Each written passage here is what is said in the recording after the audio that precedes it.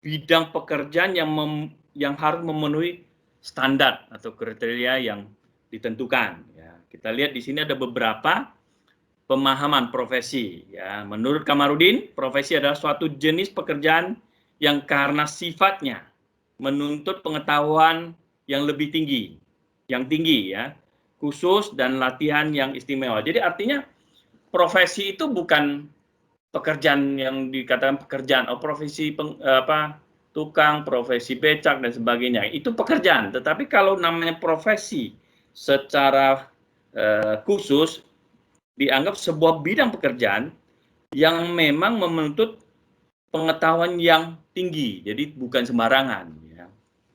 Nah, nantinya ada lagi bagaimana supaya dianggap profesi. Maka kenapa rata-rata profesi itu punya kode etik.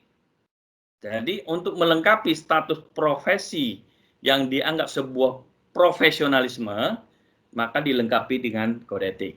Nah, itu biasanya gitu. Jadi kalau orang hukum mengatakan sebuah profesi yang dapat dikatakan profesional apabila dia punya kode etik. Ya. Jadi itu rangkumannya.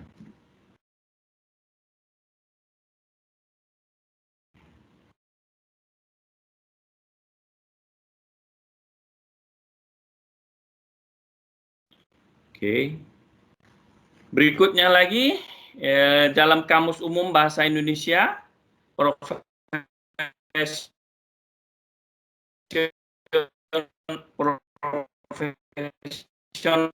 pekerjaan, pencarian, tempat pencarian yang mempunyai keahlian. Jadi semua bicara keahlian. Jadi serta-merta.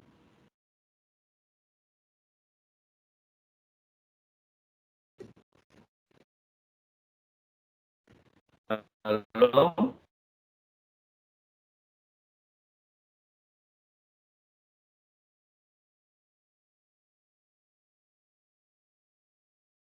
Bapak Ibu? Halo? Putus-putus.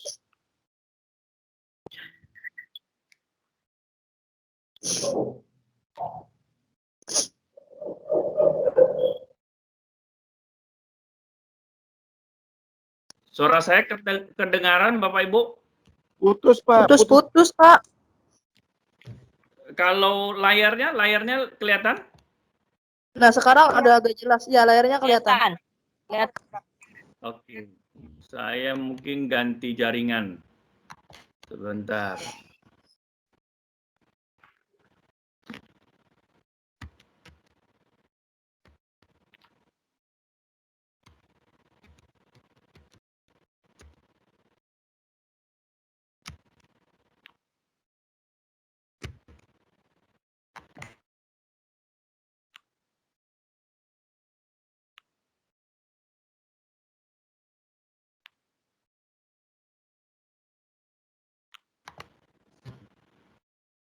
Selamat sore Bapak Ibu. Selamat sore, Pak. Nah, oke. Layarnya kelihatan Sore, ya? Prof. Layar kelihatan ya? Kelihatan. Ya?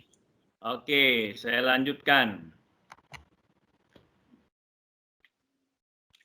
Jadi secara umum yang tadi kita bicarakan masalah profesi itu ada beberapa, yaitu adanya pengetahuan khusus. Jadi kalau namanya profesi pasti harus pengetahuan khusus. Jadi tidak boleh dia general. Oh, dia semua bisa dan masuk kategori profesi. Jadi profesi pasti dia harus mempunyai pengetahuan khusus.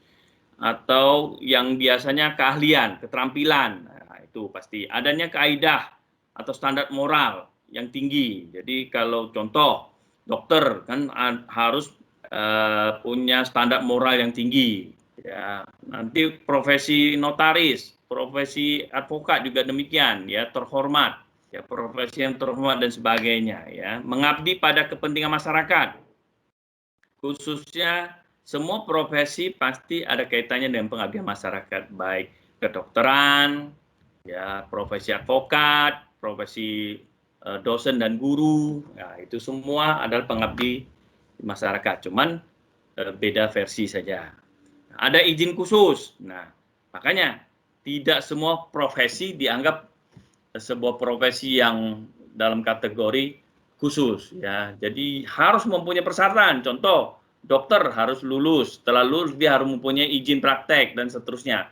Demikian juga sebuah profesi advokat, dia sarjana hukum lulus, dia harus ikut PKPA, ya, pendidikan khusus profesi advokat, dia harus magang dan dia ujian lulus, baru diangkat, disumpah menjadi seorang advokat. Jadi harus punya standarnya. Demikian juga notaris, begitu lulus, dia harus mengajukan permohonan dan disetujui, nanti dia akan dilantik sebagai notaris, ya dokter. Jadi semua itu mempunyai standar, mempunyai sebuah proses untuk menuju sebuah profesi.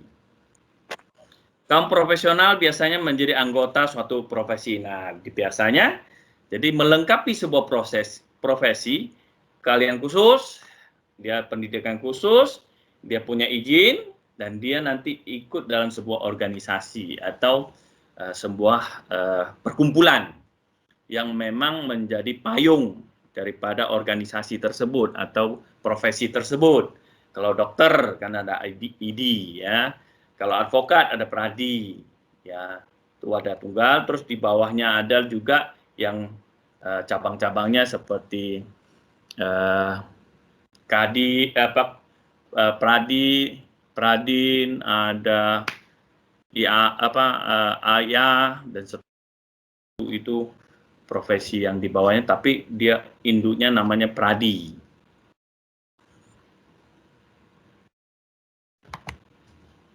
Nah, syarat suatu profesi kita lihat melibatkan kegiatan intelektual, ya, menggeluti suatu batang tubuh ilmu yang khusus. Jadi semua bicara namanya profesi di sini dia harus khusus. Ya, dokter ya khusus, profesi advokat dia khusus bidang hukum, akuntansi berarti dia bicara masalah laporan keuangan dan seterusnya. Jadi semua itu harus ada kekhususan. Jadi tidak general ya. Memerlukan persiapan profesi yang alam dan bukan sekedar latihan ya. Jadi memang betul-betul ada hal-hal yang perlu dikhususkan. Memerlukan latihan dalam jabatan yang berkesinambungan. Artinya dia terus bisa ditingkatkan kemampuannya, menjanjikan karir hidup dan keanggotaan yang permanen, mementingkan layanan di atas keuntungan pribadi. Semua sama. Di kedokteran juga ada sumpahnya, demikian juga di profesi advokat maupun dosen, mereka sudah mempunyai kalau profesi advokat dia ada disumpah. Memang kalau dosen dan guru tidak ada sumpahnya ya, jadi cuma diangkat dengan jabatan, jadi tidak seperti yang lain kecuali mungkin PNS, kalau kami dosen swasta cuma di SK kan. Tapi di dalam SK tentu kita harus mengabdi ya sebagai mengabdi pada masyarakat. Maka dalam Tridharma Perguruan Tinggi sudah bicara masalah pengabdian, pengajaran dan penelitian. Ya, itu sudah menjadi kewajiban. Jadi semua profesi sama, termasuk dokter. Dokter juga harus ada pengabdian kepada masyarakat. Utamakan keselamatan dan nyawa pasien di atas segala-galanya ya. Menentukan baku standar sendiri dalam hal ini kode etik. Nah, itu kembali kode etik itu menjadi, jadi saat sekarang ini semua profesi pasti dikunci dengan kode etik. Dengan ada kode etik inilah dianggap bahwa itu sebuah profesi, bahwa itu sebuah dianggap profesional, baru profesionalisme. Nah, itu selalu dikaitkan seperti itu. Jadi kita memang Indonesia selalu bicara sesuatu itu harus melalui tahap tersebut, baru dianggap sebuah profesi yang khusus atau terhormat. Nah, tadi bicara profesi. Nah, kita sekarang profesional dan profesionalisme ya. Seseorang profesionalisme menjalankan pekerjaan sesuai dengan tuntutan profesinya. Ya. Profesional sendiri diartikan sebuah tindakan yang dapat bertanggung jawab, didasarkan keyakinan, kompeten, kompeten tetap atau taat azas, cermat, intelektual, cerdas, etos kerja, percaya diri, kemampuan, optimistik, bermoral, bersikap, serta berpikir positif. Nah, itu sudah menjadi sebuah rangkuman, ya, artinya sebuah profesi, orang yang dianggap profesionalisme, ya harus memenuhi beberapa standar ini, baru dianggap profesional. Begitu dokter kan pasti komit keyakinannya tinggi ya, mengobati orang, kalau ragu-ragu ya kacau gitu kan.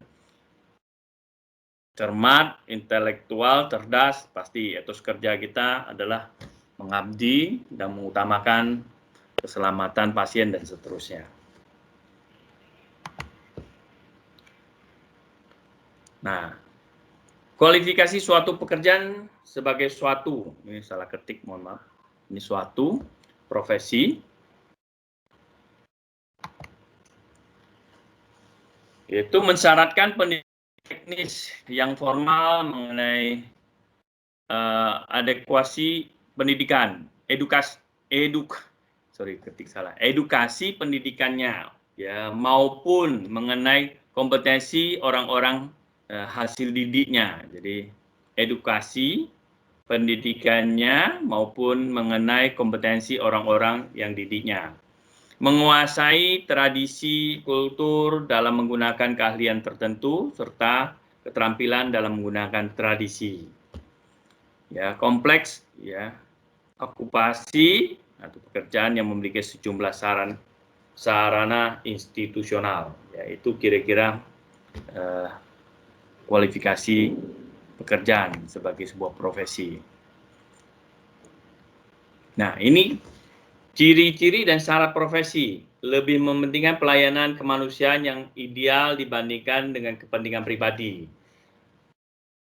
Saya yakin dokter juga demikian, kalau dalam profesi advokat juga demikian, dia harus mementingkan ya kepentingan klien, dia tidak boleh mementingkan kepentingan dia sebagai advokat. Kenapa? Karena konsep kerjasama antara seseorang dengan profesi advokat sudah dituangkan dalam sebuah konsep kepercayaan. Demikian juga dokter. Dokter kalau dalam menangani pasien, ya, pelayanan kemanusiaan, ya, pasti mementingkan kepentingan pasiennya daripada kepentingan pribadi. Ya. Makanya kode etiknya perlu, sehingga tidak menimbulkan tanda petik permasalahan malpraktek dan seterusnya. Kalau sebuah konsep ideal dari sebuah profesi itu dijalankan dengan baik, ya, artinya salah satu contoh mementingkan pelayanan kemanusiaan, artinya dokter melayani pasien secara benar dan bertanggung jawab, ya. Ya, kalau kita lihat memang selama ini kalau kita lihat dokter sampai harus, apalagi kalau dokter kandungan atau dokter-dokter tertentu yang bahkan bahasanya 24 jam harus siaga gitu. Orang melahirkan kan bisa aja tengah malam, subuh dan sebagainya. Tapi kalau dokter-dokter tertentu mungkin lebih santai ya. Nah, tapi tidak ada kepentingan pribadi di sini. Artinya, oh ini jam tidur, jam istirahat, jadi tidak diganggu dan sebagainya. Ya, harusnya seperti itu karena dalam kode etik ataupun sumpah jabatan sebuah profesi itu selalu akan bicara masalah menjunjung tinggi pelayanannya. Seorang pekerja profesional secara relatif memerlukan waktu yang panjang untuk memperoleh konsep serta prinsip-prinsip pengetahuan khusus yang mendukung keahliannya.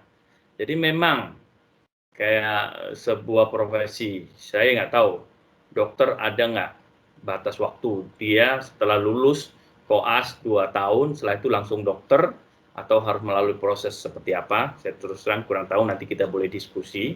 Tapi kalau profesi advokat, dia punya batas usia minimum. Ya, setelah lulus sarjana hukum dia boleh ikut PKPA, tetapi kalau dia belum mencapai usia 25 dia nggak bisa diangkat jadi advokat. Dia berarti harus magang dulu atau kerjaan lain dulu sambil nunggu usianya memenuhi 25 dia baru dilantik. Demikian juga notaris. Mohon izin Dia Pak. akan diangkat di PPAT setelah usia yang ditentukan telah terpenuhi. Ya, mudah-mudahan semua itu dianggap sebuah proses, ya, memerlukan waktu yang panjang untuk memenuhi sebuah profesi yang dianggap profesional. Memiliki kualifikasi tertentu untuk memasuki profesi tersebut, serta mampu mengikuti perkembangan dalam pertumbuhan jabatan. Ya, pasti karena kita ada organisasi. Di dalam organisasi lah akan terjadinya komunikasi, mengikuti perkembangan. Kalau dokter ya kedokteran, syarat-syarat dalam etika profesinya, mungkin juga dalam perubahan kode etiknya. Kalau di bidang advokat juga selalu ada perkumpulan peradinya, nanti dibahas ADART-nya dan seterusnya. Itu akan selalu terus bahas kode etik dan seterusnya. Ya, memiliki kode etik. Pak, mohon izin Pak. Ya. Sudah azan maghrib. Sudah azan maghrib. Iya Pak. Iya Pak. Oh oke. Sebentar. Yang lain kayak gitu, dia promo, misalnya cabut gigi 1 gratis 1, gitu nggak boleh. Baik, Tuan, ya, cabut gigi 1 gratis 1. Ini Bapak Ibu yang lain mau. Ya baik, saya paham. Jadi artinya kalau seperti itu ya tidak etis ya gitu ya. Tetapi Bu Ana dukung ya kalau istilahnya bahwa saat sekarang ini sudah tidak saatnya kalau kita menutup diri. Oh ya, enggak, itu memang kayak gitu Pak. Kalau enggak orang nggak kenal kita, nggak tahu. Betul, setuju saya. Termasuk advokat. Makanya sekarang sudah bebas bagaimana dia melalui web, melalui Facebook, silakan. Karena kalau kita masih konvensional menutup diri, ya itu sekali lagi kita ditinggal. Orang tidak tahu keahlian-keahlian, tidak tahu juga di Indonesia punya dokter yang sangat luar biasa, termasuk di Batam. Oh, siapa tahu ada dokter saraf yang luar biasa. Ternyata nggak ada yang tahu. Kenapa nggak pernah terpublikasi? Ya, itu kira-kira. Oke, baik. Terima kasih Bu Ana. Yang lain? Bapak Ibu yang lain, silakan. Ada yang mau bertanya?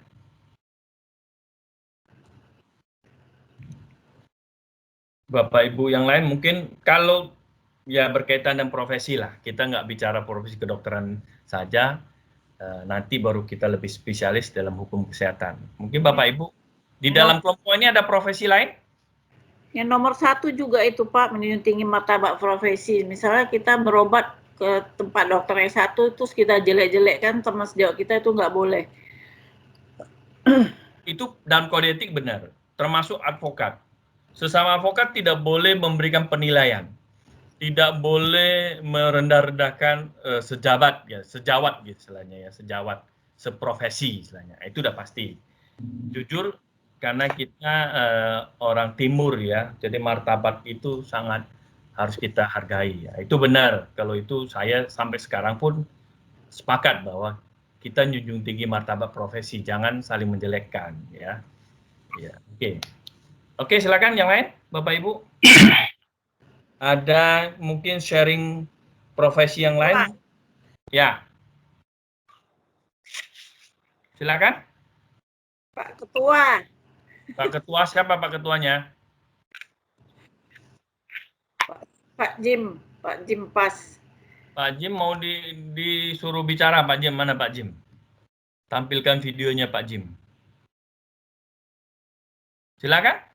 Ada yang profesi lain selain daripada profesi dokter? Karena kita masih skup profesi, jadi belum langsung ke profesi kedokteran atau kesehatan. Hah?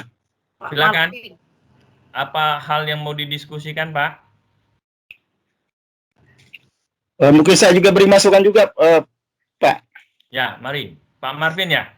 Iya, Pak. Pak Marvin mau bertanya atau mau nyanyi atau mau pantun dulu? Nanti pantun terakhir, Pak. Oke, lanjut Pak Marvin. Kalau kita bicara masalah etika, logika, dan estetika, Ya. ya di sini mungkin saya sedikit agak menyimpang gitu. Kalau bicara masalah etika, berarti berbicara dari inisiasi kita dari dalam, artinya berkaitan dengan masalah tingkah laku moralitas kita. Ya. Kalau bicara logika berarti berbicara masalah peraturan dan hukum gitu. Ya. Kalau bicara estetika, berarti kita bicara tentang masalah penampilan, cara berpakaian kita gitu. Berkaitan dengan hal ini, kita bicara masalah etika, kondisi dan situasi masyarakat saat ini serba kacau,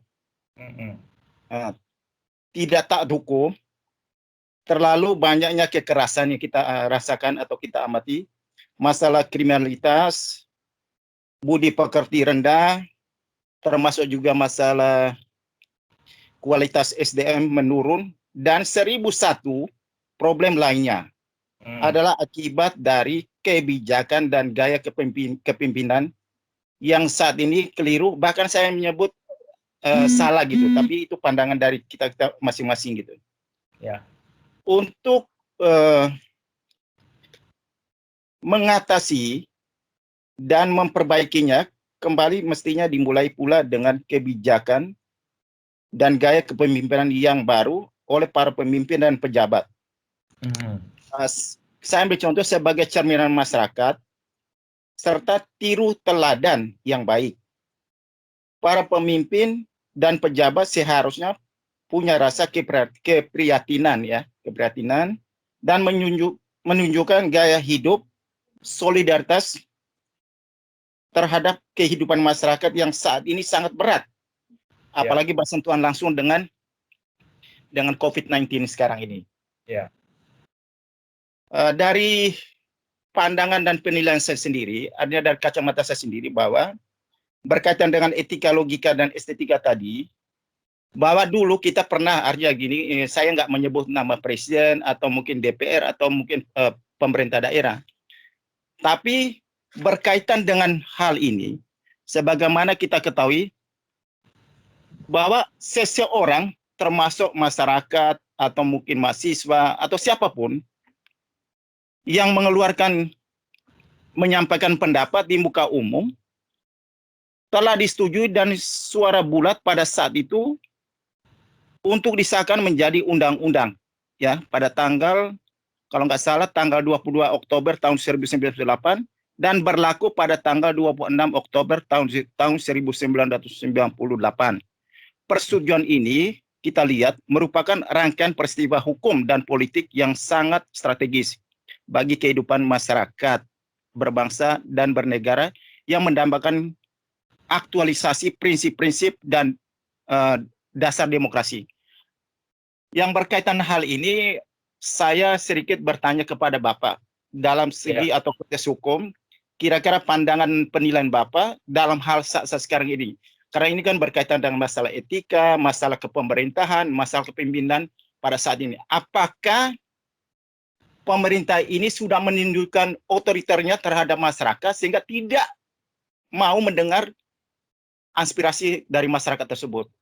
Kira-kira pandangan dan penilaian dari konteks hukum seperti apa saat ini, Pak? Terima kasih, Pak.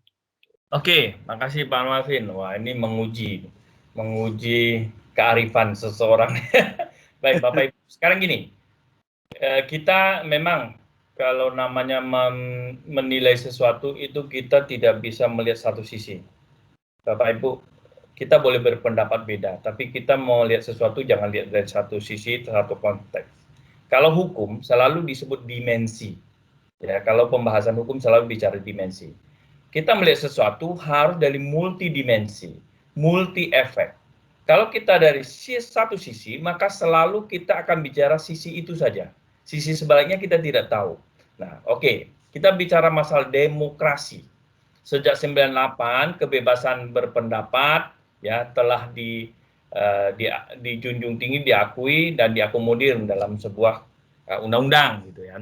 Nah, Bapak Ibu sekarang bicara, kalau kita bicara multidimensi daripada sebuah kebijakan bebas pendapat, pengertian bebas pendapat itu apa?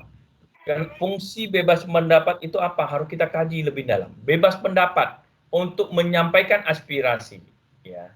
Apakah pendapat menyampaikan aspirasi itu harus bersifat demo? Itu satu. Apakah menyampaikan pendapat bersifat demo itu selalu tanda petik kekerasan? Itu dan masalah kedua. Maka multidimensinya kita lihat. Tetapi bagaimana kalau kita melihat bahwa menyampaikan pendapat itu melalui demo tapi adalah demo damai, tidak merusak atau tidak melakukan satu perbuatan anarki dan sebagainya, maka kebebasan seperti itu kalau dilarang, itu melanggar satu kesepakatan antar masyarakat dan pemerintah yang menjunjung tinggi demokrasi. Ya, itu multidimensi. Tapi sebaliknya, kondisi saat sekarang nih, kondisi yang kalau kita boleh mengatakan kondisi yang pandemik, kondisi yang prihatin ini, ya, bahwa pemerintah sedang menjalankan kebijakan protokol kesehatan, kebijakan protokol kesehatan, semua lapisan masyarakat harus menjalankan protokol kesehatan. Itu satu sisi protokol kesehatan. Sisi lain, demo menyampaikan aspirasi. Itu sisi kedua. Sisi ketiga, demo yang menimbulkan anarkis, menimbulkan konflik atau perusakan dan sebagainya. Ada 3 sisi yang harus kita kaji. Satu sisi penyebaran COVID, satu sisi menyampaikan aspirasi, satu sisi akan menimbulkan kerusuhan. Kalau bicara hukum, ya dari sudut pandang hukum, dia harus melihat apa?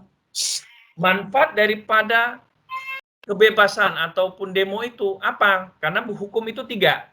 Kalau dalam pandangan hukum, itu cuma 3. Kepastian, manfaat, dan keadilan.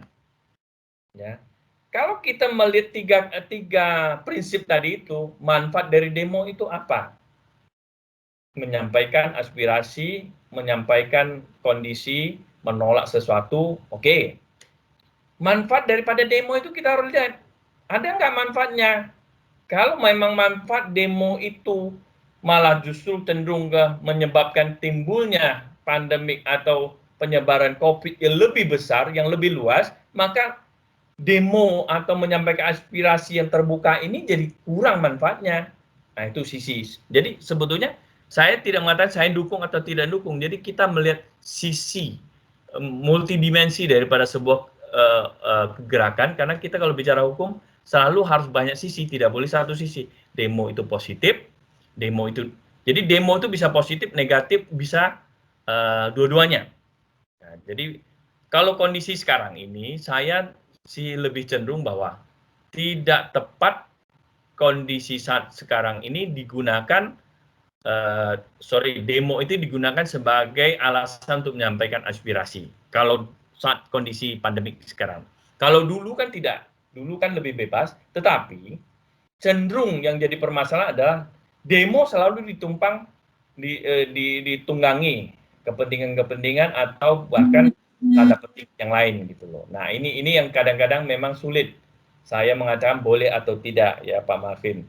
Tapi kalau kita bicara arif, kita tentu semua itu kita lihat multi faktor, ya multidimensi, ini semua harus kita kaji jadi manfaat atau tidak manfaat. Sebetulnya penyaluran aspirasi masyarakat itu kan banyak cara. Ya, kalau saya nggak tahu persis, saya nggak ikut penuh, tapi beberapa rekan saya dalam seprofesi, artinya dosen dalam perguruan tinggi, kita ada diskusi dalam kelompok Forum Dekan Seluruh Indonesia. Di sana beberapa profesor masuk dalam kelompok kajian ya undang-undang Omnibus Law ini. Bahkan banyak yang mengatakan sudah tersalurkan aspirasi karena sudah lebih kurang 60-70 kali pertemuan untuk menampung aspirasi, untuk menyerap aspirasi dari tingkat akademisi, masyarakat, serikat, dan serikat itu mewakili buruh ya, dan pemerintahan. Katanya. Dan mereka juga mengatakan sudah. Nah, bagaimana next kalau bicara hukum ya? Kalau Pak Marvin, mohon maaf, kalau saya konsep dari bicara hukum, apabila hal ini dirasa nggak cukup, masih ada level berikutnya. Iya. Masukan publik melalui apa? Nah, sekarang kan sudah digugat ke Mahkamah Konstitusi, sudah digugat. Ada 2 masuk gugatan untuk membatalkan Omnibus Law. Nah, itu juga salah satu masukan apabila kalau undang-undang itu sudah diresmikan. Iya. Atau tetap membuka forum, mendesak, tidak harus dengan demo, tapi melalui satu asosiasi atau suatu kelompok dengan meminta dibuka kembali, ya, masukan publik, karena dalam rancangan undang-undang wajib masukan publik. Nah, dan saya yakin akan dibuka forumnya untuk mengkaji kembali Omnibus Law, termasuk Bapak Presiden juga sudah menyampaikan semua kepala daerah wajib menampung aspirasi-aspirasi masyarakat, buruh, atau orang-orang yang punya kepentingan terhadap Omnibus Law, dan kemudian disampaikan ke DPR ataupun pemerintah untuk dikaji kembali, ya, isi dari Omnibus Law. Jadi sebetulnya kalau bicara hukum, banyak cara. Demo itu bukan satu cara atau salah satu cara saja, ya. Demo itu biasanya kalau di sebuah negara hukum, demo itu adalah action terakhir, ya, kalau kita memahami hukum lebih dalam, bahwa demo itu adalah langkah terakhir yang harus dilakukan. Kalau sebelum itu ada apa? Pendekatan, permohonan untuk mediasi ataupun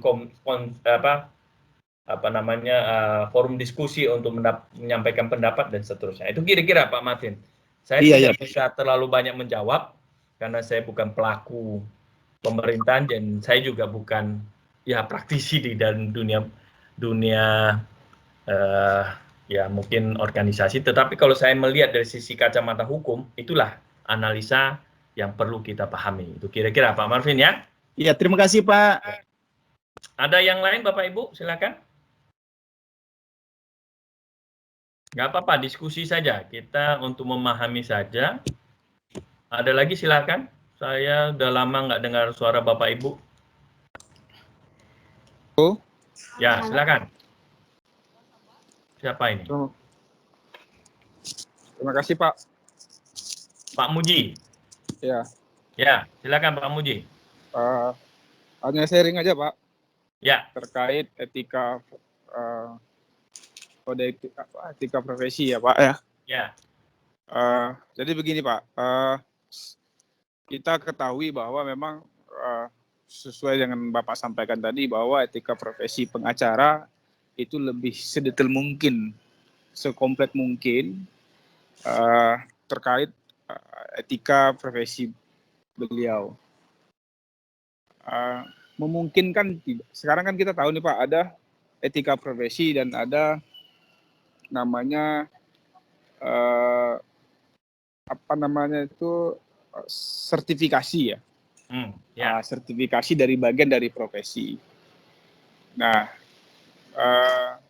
sebenarnya dalam suatu sisi kita memandang banyak profesi yang hari ini dijadikan sebagai mutu untuk sebagai kapasitas mereka menjadi ajang profesional, ternyata sangat berdaya saing terhadap profesi mereka, Pak. Artinya ketika hari ini pembantu dia ada sertifikasinya, ada kode etik dan profesionalnya, tentunya ini yang membuat terkadang dalam era SDM di Indonesia ini memang tidak memungkinkan untuk pada tahapan itu. Contohnya memang mungkin orang di desa yang hari ini memang di LPK misalnya nih Pak, lembaga pengembangan kerja begitu, kemudian diprofesikan mereka sebagai ibu rumah tangga dan mereka punya sertifikasi profesi begitu Pak. Sertifikasinya sebagai ibu rumah tangga. Nah, inilah yang menjadi bagian mutu terhadap profesi-profesi lainnya. Nah, menurut Bapak ini sebagai kemajuan di suatu sisi atau memang di suatu sisi ada yang bagaimana yang mereka yang tidak punya kapasitas untuk itu dengan sendirinya mereka tergenerasi, Pak, begitu, Pak. Nah, jadi bagaimana itu, Pak? Jadi begini, Bapak Ibu, memang kalau dibilang itu menjadi sebuah tren baru, semua profesi itu selalu diharapkan ada sertifikasi, termasuk mahasiswa untuk lulus juga harus ada sertifikasinya.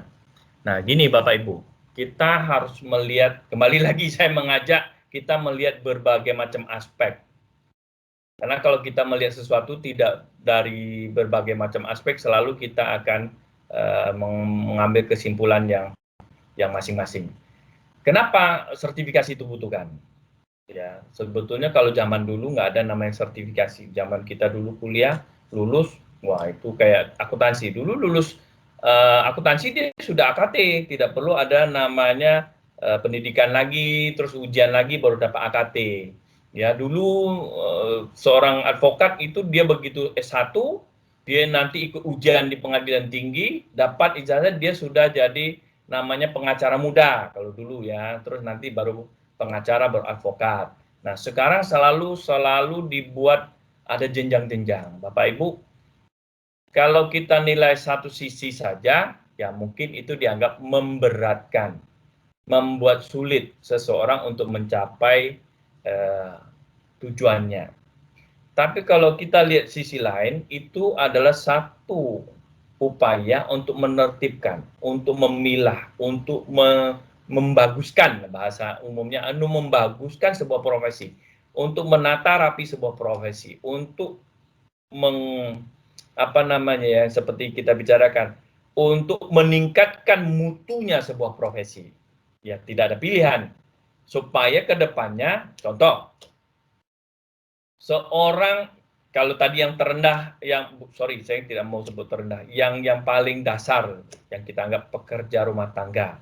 Kenapa butuh sertifikasi supaya artinya dengan sertifikasi itu, kemahiran daripada seorang asisten rumah tangga, dia bisa jahit, selain cuci piring, setrika, dia bisa jahit.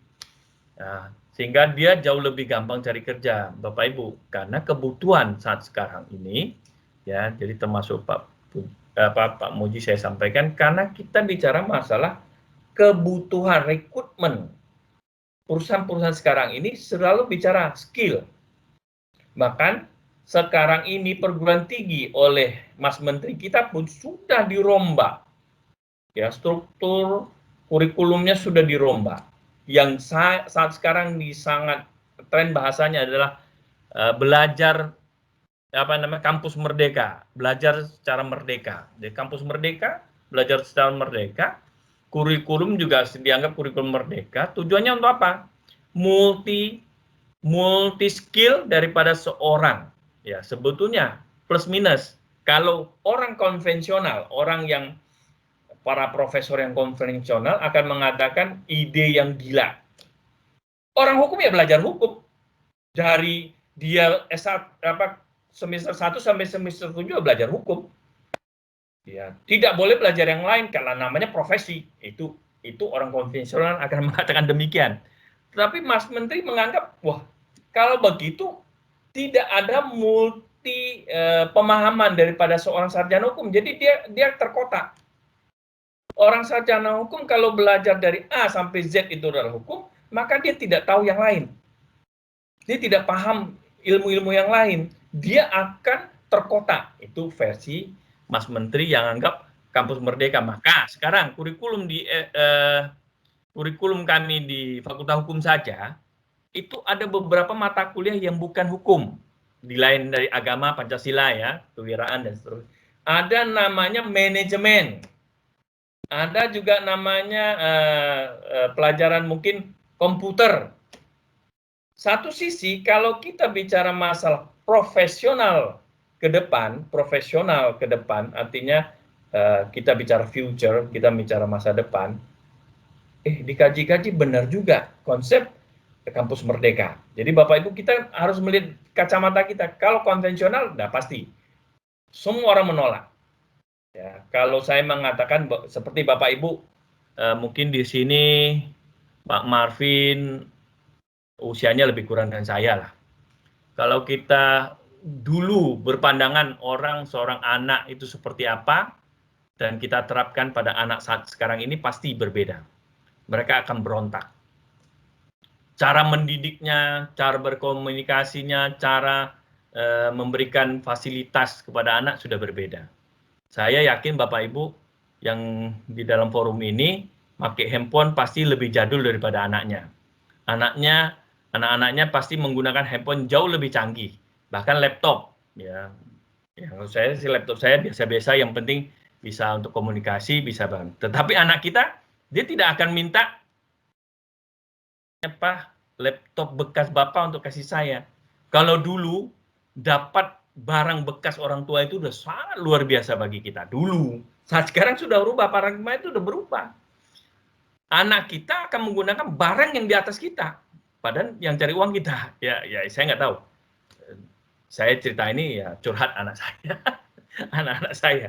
Artinya ini mencerminkan paradigma itu berubah, otomatis mau tidak mau, ya cara merekrutmen, ya jadi ke depan perusahaan akan merekrut orang-orang yang multi pengetahuan, sarjana hukum. Oke, Anda tahu komputer nggak?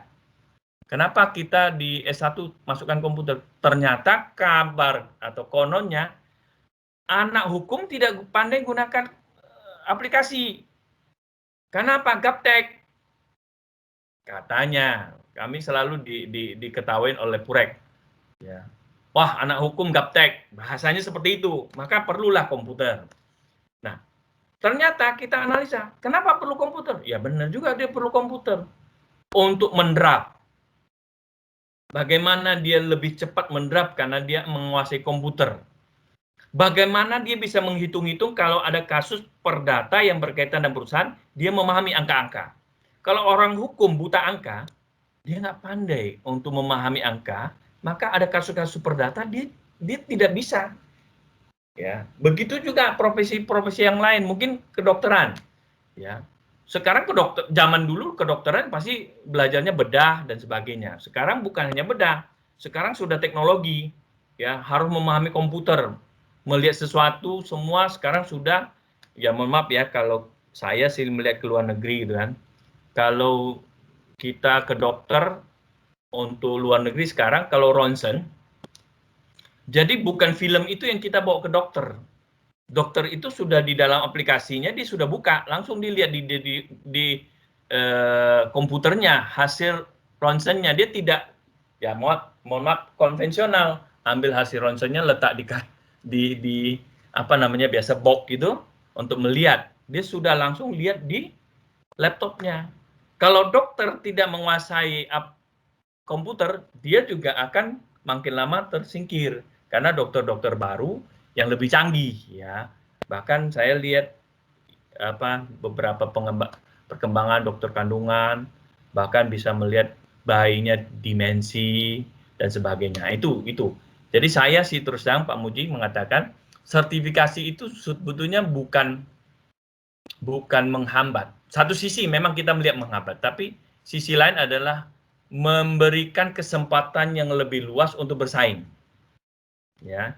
Kalau semakin kita mengupgrade diri dengan kemampuan yang lain, maka kita akan bersaing di dunia nasional kita maupun dunia internasional.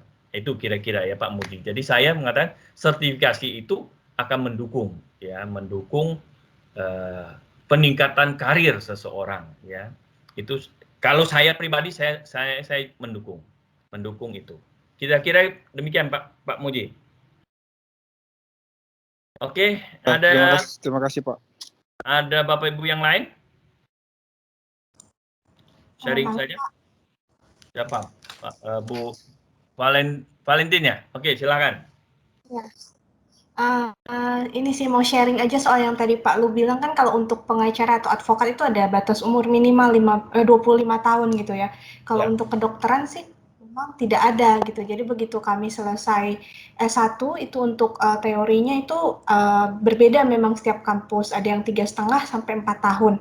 Kemudian kami koas 2 tahun, terus habis itu ujian untuk dapat sertifikasi juga, baru bisa kami internship namanya 1 tahun, habis itu kami bisa praktek gitu, jadi nggak harus nunggu 25 tahun. Nah saya penasaran kenapa untuk advokat harus 25 tahun gitu.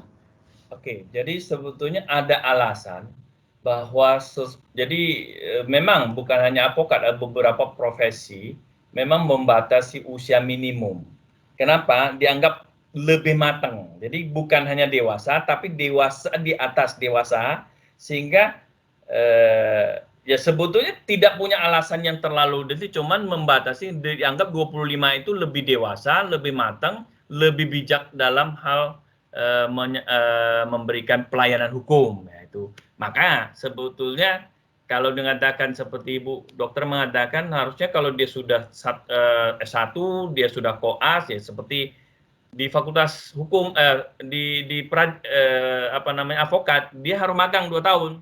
Setelah magang, ya kalau usianya cukup dia boleh disumpah, usia nggak cukup dia nggak boleh disumpah. Sebenarnya magang itu kan juga sudah memberikan kesempatan dia untuk belajar. Dan saya yakin tidak lama, karena ini sekarang sudah menjadi sebuah kebutuhan. PKPA itu jadi sebuah kebutuhan, karena kalau tidak pandemik, setiap tahun itu ujian itu ribuan orang ikut ya. Ke depan pasti akan direvisi.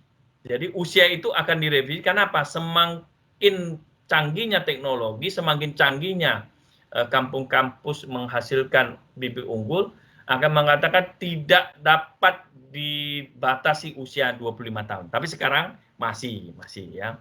Termasuk jadi seorang, kan kita juga lihat, oh jadi pegawai negeri golongan tertentu harus usia, kayak sekarang jadi hakim, dia ada batas usia.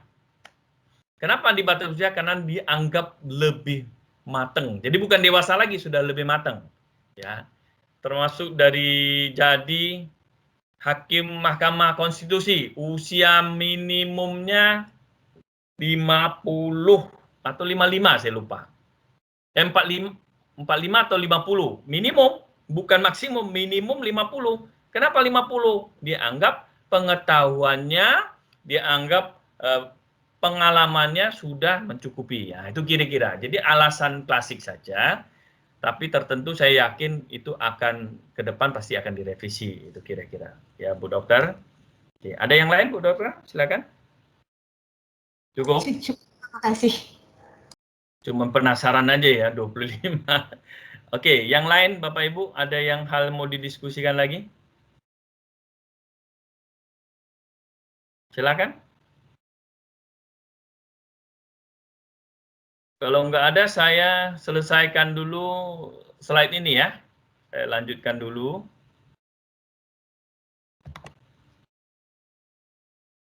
Nah, kita bicara masalah kode etik. Jadi ada 3 fungsi kode etik. Ya, tadi yang saya sudah di depan mengatakan bahwa kode etik untuk melindungi suatu profesi dari campur tangan pemerintah. Kenapa kenapa dikatakan demikian? Jadi ahli mengatakan bahwa tujuan daripada kode etik adalah melindungi sebuah profesi dari campur tangan pemerintah. Jadi kadangkala kalau sebuah profesi yang kita sebut profesi yang profesional terlalu banyak diatur oleh pemerintah, maka gerak-geriknya itu akan terbatas dan gerak-geriknya juga akan tidak dapat meningkatkan mutunya. Contoh, dulunya ada satu kebijakan bahwa advokat itu mau jadi advokat harus ujian yang diadakan oleh pengadilan tinggi. Ya, jadi seolah-olah profesi ini dihasilkan oleh para hakim. Padahal pengacara ini kan bukan produk hakim. Pengacara ini kalau dihasilkan hakim, nanti bagaimana kalau produk ini atau advokat ini beracara jadi lawan hakim, gitu kan? Istilahnya jeruk makan jeruk.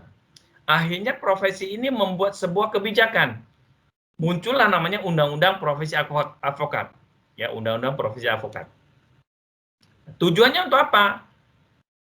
Mengurangi campur tangan pemerintah. Jadi bahwa karena profesi ini adalah profesi yang mandiri, maka pemerintah tidak boleh ikut campur di sini.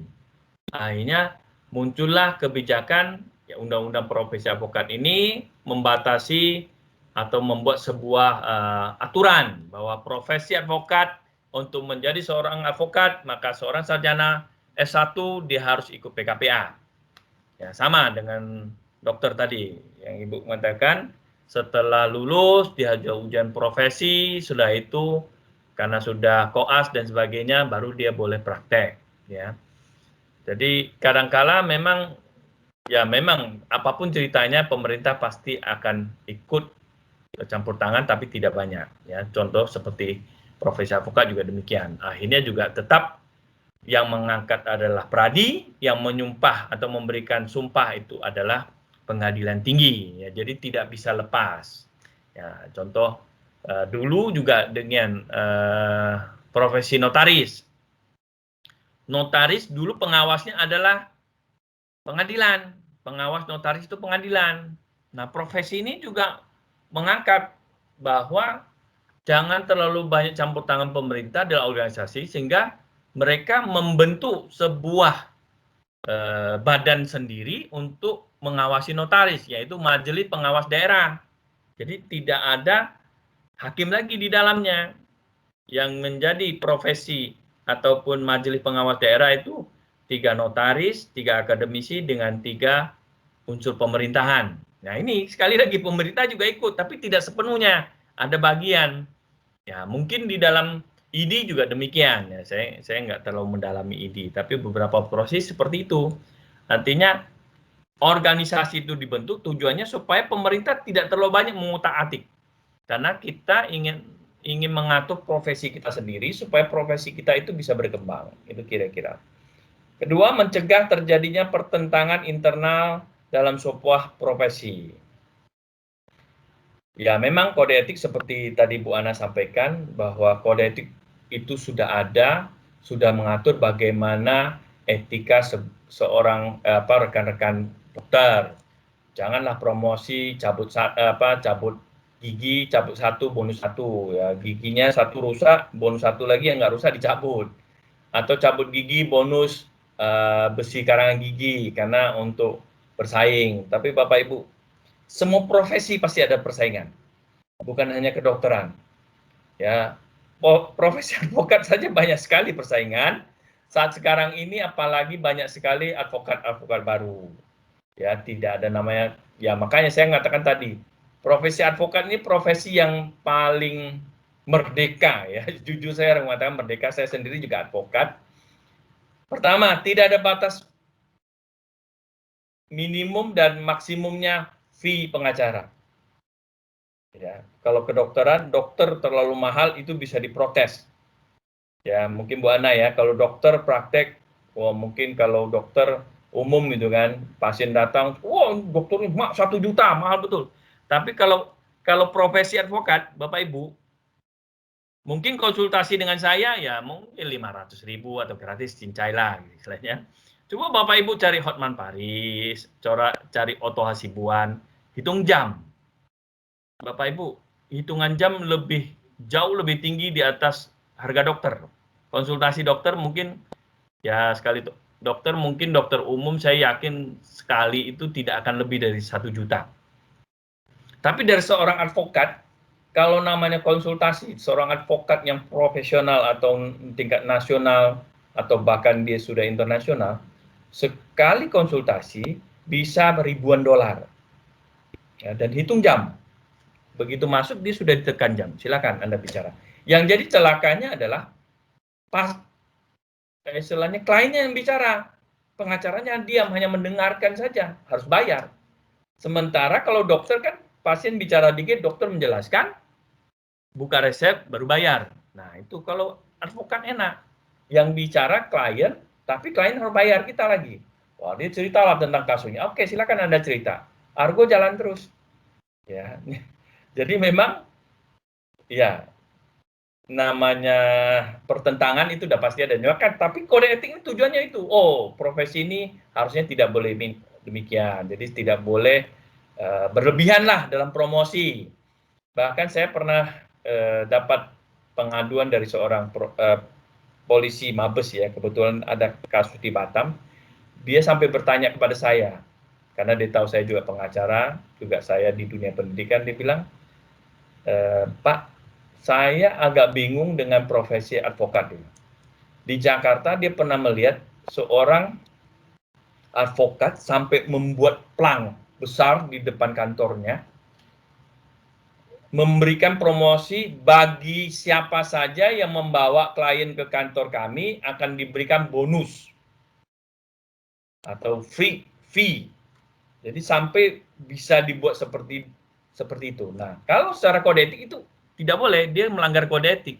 Itu bukan promo lagi, sudah tidak etis bahasanya kalau kita sih sekarang mengatakan tidak etis ya. Jadi memang pertentangan internal itu selalu akan terjadi. Oh, dokter itu kok begitu ya, dokter ini begitu ya, atau pengacara ini begini, pengacara itu begitu. Nah, itu kode itulah untuk memberikan batasan. Boleh A, boleh B, boleh C, tidak boleh D.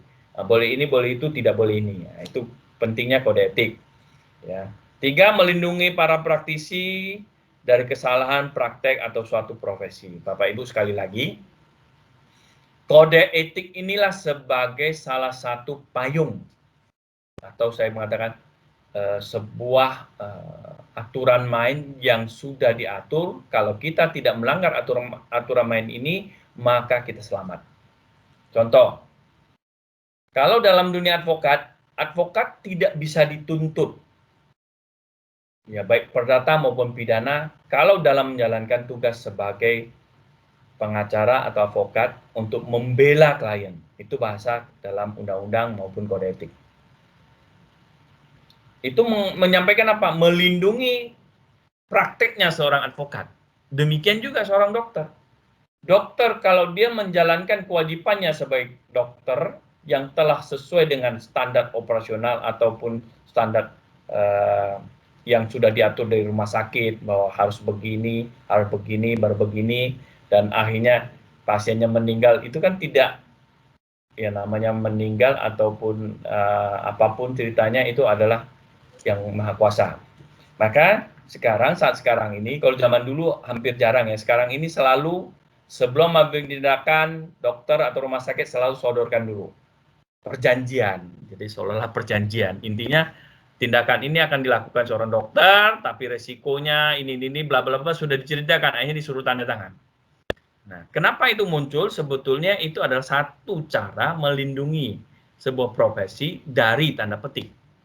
Ya namanya profesi pasti punya resiko. Tetapi untuk mengurangi resiko hal-hal yang saya katakan tadi, jadi target lah, jadi sasaran keluarga yang merasa kenapa keluarganya hilang atau meninggal dan sebagainya ya.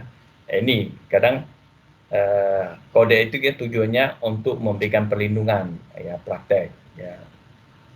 Ya memang tidak ada pilihan, memang harus seperti itu supaya profesi itu bisa bekerja dengan tenang. Tapi kalau semua dokter selalu diisukan malpraktek, lama-lama dokter nggak mau praktek. Ya, nanti kalau dokter nggak mau praktek bagaimana? Kayak kasus dokter yang di daerah mana, Sulawesi kalau nggak salah, yang dia dituduh malpraktek, di PN dia di PN bebas, di PT bebas, di Mahkamah Agung dia diputus bersalah. Akhirnya sempat demo para dokter kan, membela rekannya. Nah, itu kan juga sampai ribut ya ribut nasional. Saat sekarang memang gampang sekali untuk jadi ribut nasional. Post di Facebook atau media sosial sudah ribut. Gampang sekali, tapi hati-hati Bapak Ibu, undang-undang IT ini sudah banyak sekali menjerat orang-orang yang ya, tidak hati-hati ya. Orang-orang tidak hati-hati selalu terjerat oleh hukum. Karena undang-undang IT ini terlalu sensitif.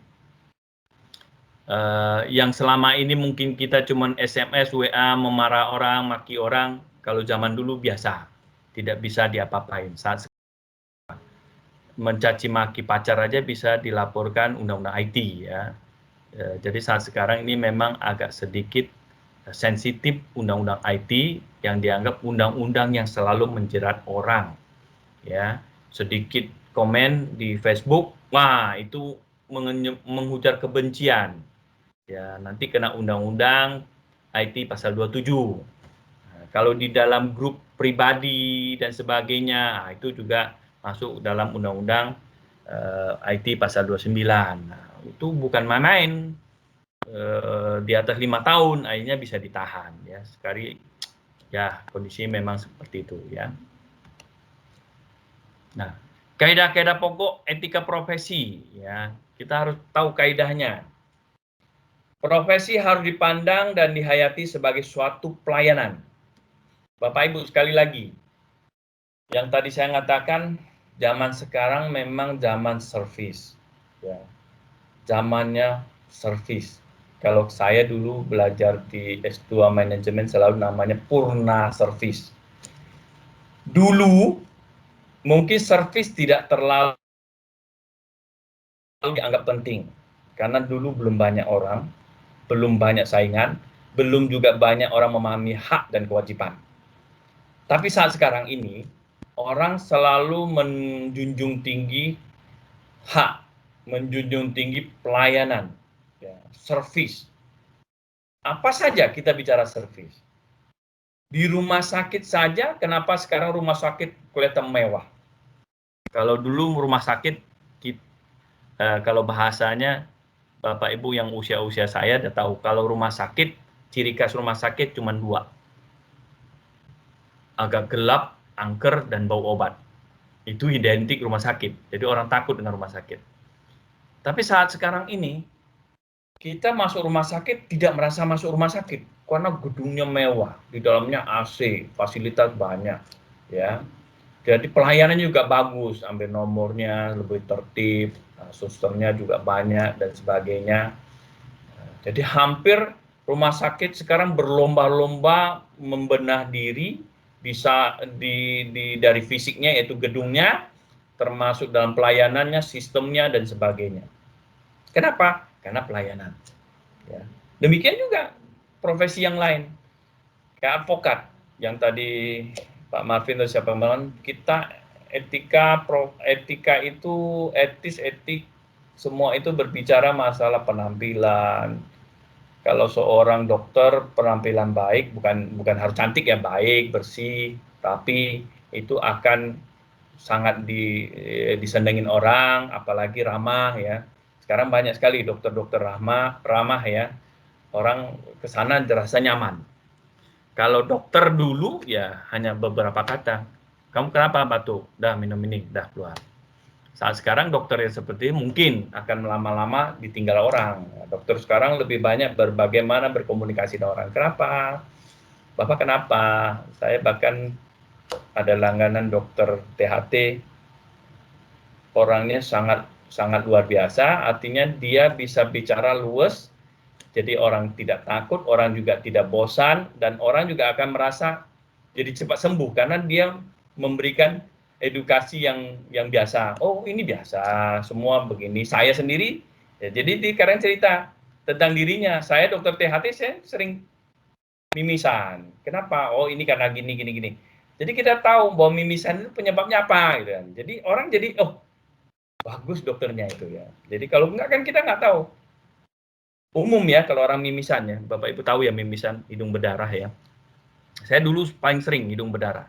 Dikit-dikit pasti hidung berdarah. Tiba-tiba duduk hidung berdarah. Akhirnya saya ke THT, takut ada apa-apa, ya ketemu dokter ini. Jadi ternyata saya mendapatkan pengetahuan yang cukup bagus.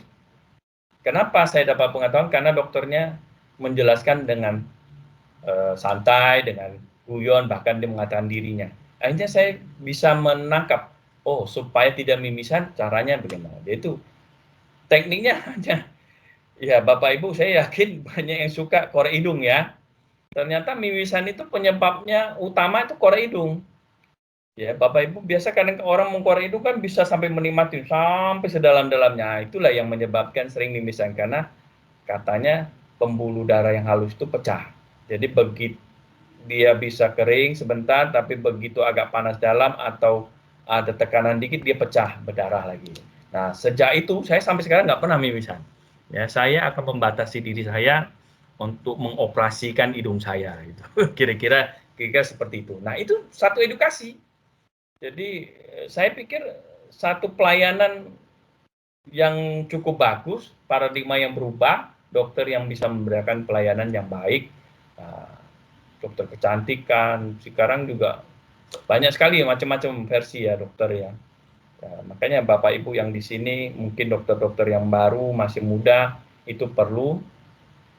Bahkan sekarang ilmu-ilmu tambahan banyak, ilmu gizi, ya, ilmu psikologi, dokter juga harus banyak juga. Mungkin dalam kedokteran sudah ada belajar psikologi, sehingga tahu bagaimana menangani pasien ya. Bahkan saya sendiri, walaupun sarjana hukum, saya kadang-kadang belajar psikologi, belajar tentang bagaimana menangani mahasiswa, problem-problem mahasiswa, bahkan juga belajar bagaimana menangani anak. Sehingga kita bisa mengikuti perkembangan, Bapak Ibu. kita ini mungkin beberapa dari sini sudah hidup setengah abad seperti saya, tidak semua ya, sebagian. Kita sudah sedikit tertinggal oleh zaman teknologi, sehingga kita mengejar. Bahasa-bahasa gaul anak-anak, kalau kita nggak ikut, kita nggak tahu bahasa-bahasa gaul mereka, kode-kode gaul mereka. Bahkan WA yang bahasa-bahasa singkat-singkatnya kita nggak ngerti, sehingga kita dianggap ketinggalan. Ya. Tapi mau tidak mau kita ngejar, ya, mengejar perkembangan itu, ketinggalan itu, sehingga kita bisa mengimbangi. Walaupun tidak bisa melampaui, tapi paling tidak mengimbangi lah. Ya, jadi memang perlu sekali profesi kita, ya, di bidang pelayanan itu sangat penting. Ya. Jadi pelayanan profesi dalam mendahulukan kepentingan pasien atau klien mengacu pada kepentingan atau nilai-nilai luhur. Ya Bapak Ibu, sekali lagi, bagaimana ini, saya nggak tahu di dalam kelas ini ada berapa yang dokter. Bagaimana citra dokter atau citra dunia medik kita, medik ini bisa kembali berjaya, itu paling tidak ada tanggung jawab kita dokter-dokter ke depannya, bagaimana memberikan pelayanan yang baik, bagaimana dokter-dokter itu terus meningkatkan kemampuannya, skillnya, sehingga kalau kita lihat Bapak Ibu ya, saya nggak tahu di Indonesia jarang sekali saya lihat, kalau di luar negeri rata-rata dokter itu pasti dipampang itu di situ, lulusan mana, S1 mana, S2 mana, S3 mana, jadi seolah sebetulnya itu promosi.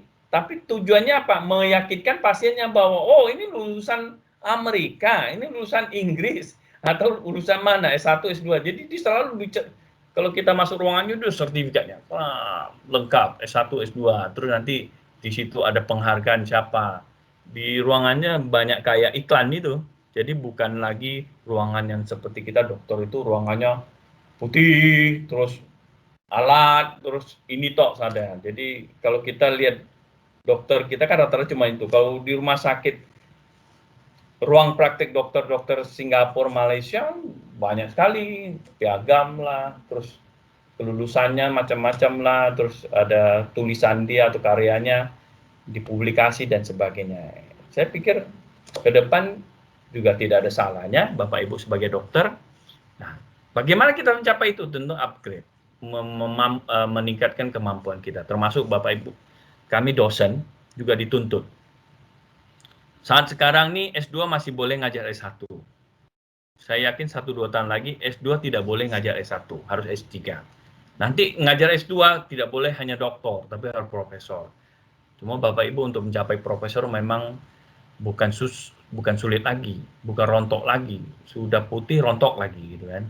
Memang agak sulit ya, tetapi ya itu sekali lagi meningkatkan profesi dengan sertifikasi memang jadi tidak ada pilihan ya Bapak Ibu, termasuk dokter tidak cukup S1 nanti spesialis, tentu harus dibuat kesempatan untuk spesialis, bila perlu spesialis dari luar negeri. Jadi banyak sekali dokter kita muda lulusan S2, contoh nggak usah jauh-jauh Singapura, jadi S1 UI, S2 Singapura, S3 nanti kembali ke UI, nggak apa-apa, artinya oh ini punya pengalaman yang luar biasa.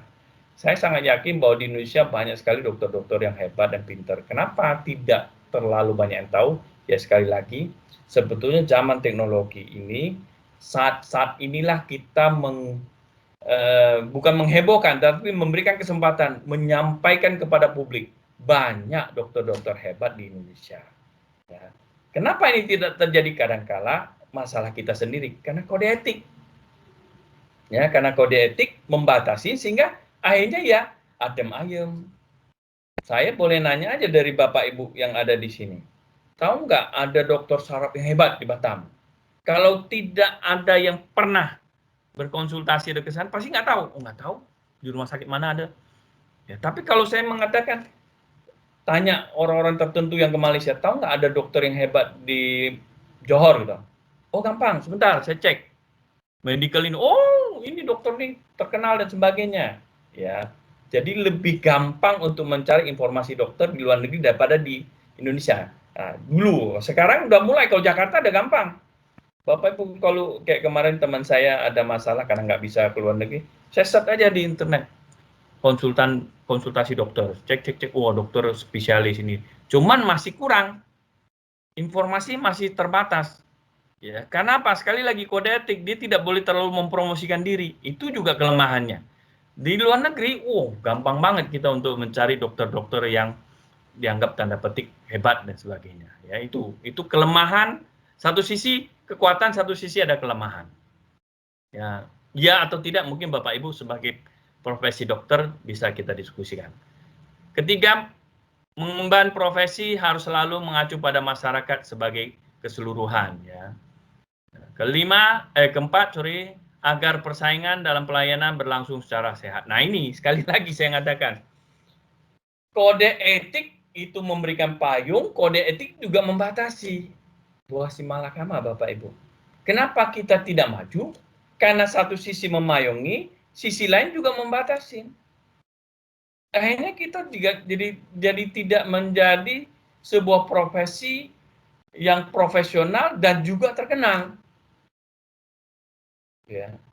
Kalau kita dipayungin, tapi juga berikan kebebasan untuk persaingan dalam pelayanan itu, ya contoh rumah sakit, ya, persaingan dari rumah sakit dulu lah, rumah sakit A memberikan pelayanan baik, nyaman, boleh dong di iklan, rumah sakit kami memberikan pelayanan ini.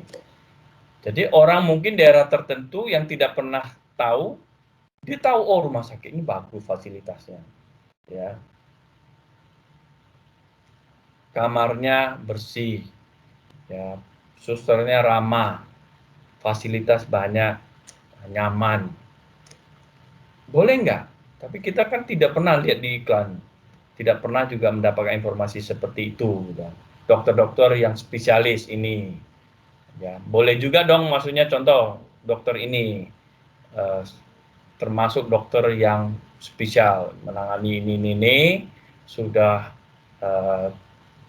tingkat nasional atau internasional. Di luar negeri sering dokter ini termasuk dokter apa kita bisa dapat data dia. Bahkan sana banyak dokter juga yang kita telepon juga dia mau respon, ya.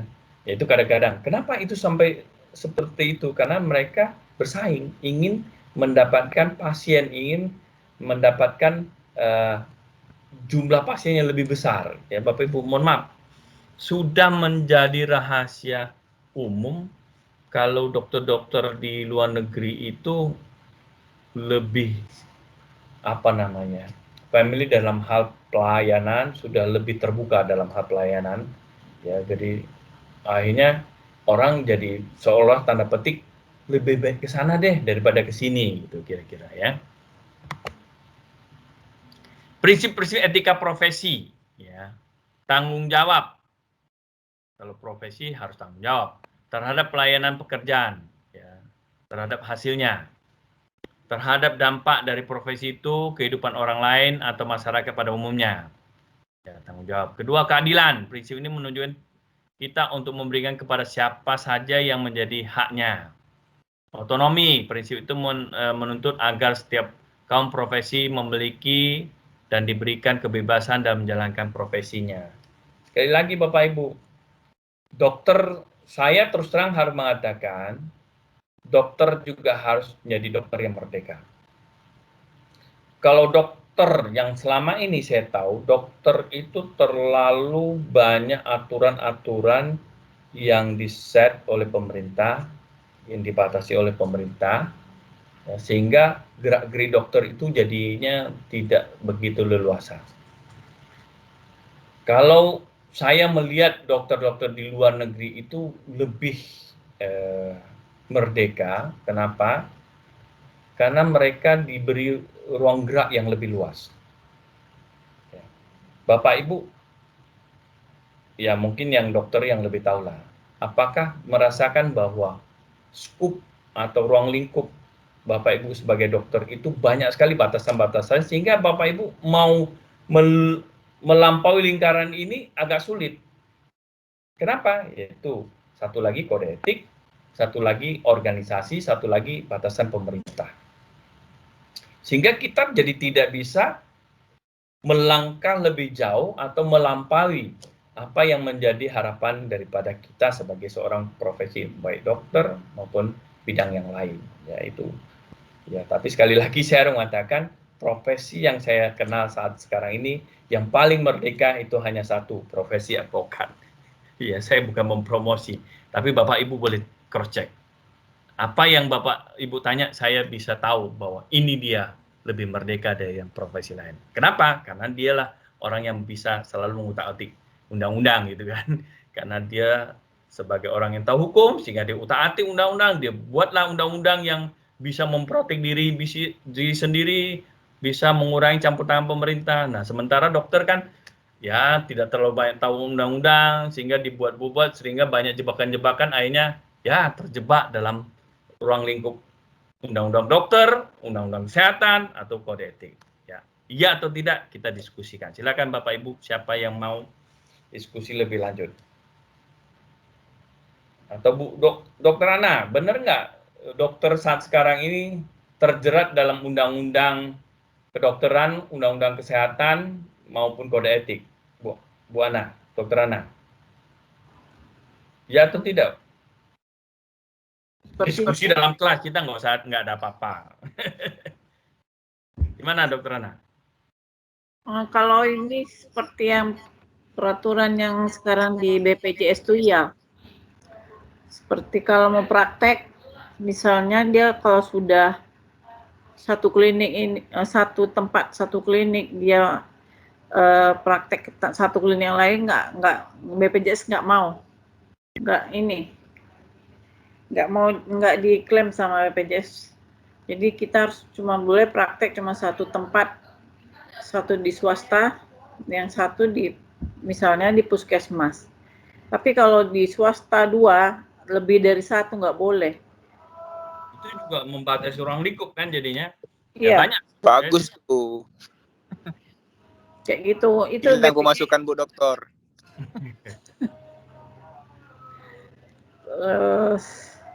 Ya kayak gitulah peraturan dari BPJS sekarang. BPJS tuh nggak mau rugi dia. Iyalah. Oke, yang lain ada kayak gitu, Askes. Ada yang Ya, lain? halo? Ya, Ya, silakan. Pak. Joshua tuh. Ya, jadi ya Pak Joshua, Pak. Ya, silakan. Yang mau saya tanggapi yang tadi nomor 1 tadi, Pak. Ya. Yang mengurangi campur tangan pemerintah dalam profesi ya. Ya. Yang Nah, tadi cuman ya, memang, tadi ya. Iya, hanya saja memang di era BPJS ini campur tangan pemerintah itu tidak langsung ke dalam profesi. Hanya nampak dari adanya BPJS ini, ya itu memang mau tak mau sangat ketat campur tangan pemerintah saya lihat, Pak. Jadi dia tidak langsung ke profesi, tapi melalui sistem JKN atau BPJS ini terutama, BPJS Kesehatan ya. Ya. Nah, itu sangat banyak yang mengeluhkan memang, karena kalau dilihat BPJS ini punya aturan main yang sebenarnya sedikit melenceng dari profesi kita. Terkadang saya bilang ya, kalau mau bikin aja fakultas kedokteran ilmu BPJS. Jangan jadi fakultas kedokteran ilmu kedokteran. Terkadang jadi berbenturan gitu. Di satu sisi ya kalau sudah ada saja yang di bawah standar jadinya. Ya. Penanganan itu jadi di bawah standar. Cuman ya beginilah aturan mainnya gitu, aturan BPJS-nya. Jadi memang ya sedikit banyaknya pemerintah sudah masuk ke dalam pengaturan itu dan otomatis masuk ke dalam profesi. Ya. Karena ya petinggi-petinggi ID itu pun ya sudah tidak terlepas juga dari tekanan-tekanan. Ya. Nah, kira-kira itu permasalahannya, makanya ada pro kontra lah gitu. BPJS di satu sisi ya bagus. Ya mau melindungi, mencapai kesehatan penduduk. Cuman di satu sisi ya jangan ketat kali kalau nggak ngampu gitu. Ya. Nah, ini semua dia mau mengcover tapi tak nafsu besar tenaga kurang seperti gitulah kira-kira, Pak. Jadi Ya. sudah tak sesuai, saya lihat terkadang tak sesuai apa yang kita pelajari dengan yang diterapkannya hanya untuk menekan biaya. Kadang ya jadi rumit gitu, rumit. Karena kalau dibahas-bahas nanti mana ada substandard. Anda aja yang berlebih-lebihan memeriksa. Nah, pusing kita. Ya. Jadi dia selalu memancing kita untuk ya berargumen ya yang Anda lakukan itu berlebihan. Nah, seperti itu. Sementara balik lagi, Pak. Kenapa banyak orang ke Malaysia, ke Singapura? Nah, memang pola masyarakat kita juga di Malaysia sana datang yang tak perlu diperiksa pun diperiksa gitu. Ya, Ya. jadi senang, pasiennya senang. Betul. Ya, kenapa dia senang? Ya, dia ada duit gitu. Di negara kita ini begitu kita periksa loh, kok kenapa diperiksa ini? Nah, ribut dah. Nah, nggak perlu diperiksa, jangan diperiksa lah, begitu-begitu. Pak, yang saya lihat ya, karena saya dapat pasien dari Malaysia pun, ini untuk apa diperiksa semua? Ya namanya check up. Ini check up atau mau berobat ya? Jadi ya ada rupa, ada harga lah gitu. Ya. Kira-kira ya di situ salah satu kepuasan pelayanan ya, ditambah dengan era BPJS ini ya terus terang ya pasaran kita hanya pasaran BPJS lah, Pak.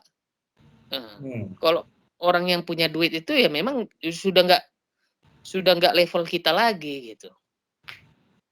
Ya. Ya kira-kira itu masukannya, Pak, dari saya.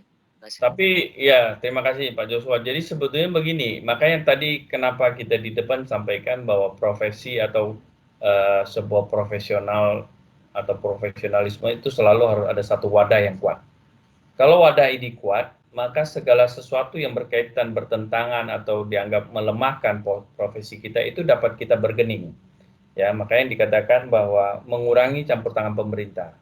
Ya, Bapak Ibu, kembali lagi, kalau di dalam Ikatan Dokter Indonesia banyak mungkin di lain dari hanya sarjana kedokteran, tapi juga ada seperti Bapak Ibu MH, nanti S2 lagi di lebih spesialis lagi, artinya samping ilmu kedokteran tapi ilmu hukum juga ada, maka organisasi Bapak Ibu akan jadi kuat.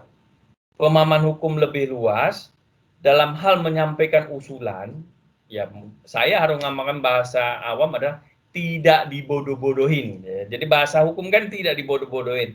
Artinya apa yang Bapak Ibu sampaikan tentang hak dan kewajiban, tentang keleluasan dalam menjalankan profesi itu dapat terakomodir dalam sebuah payung hukum.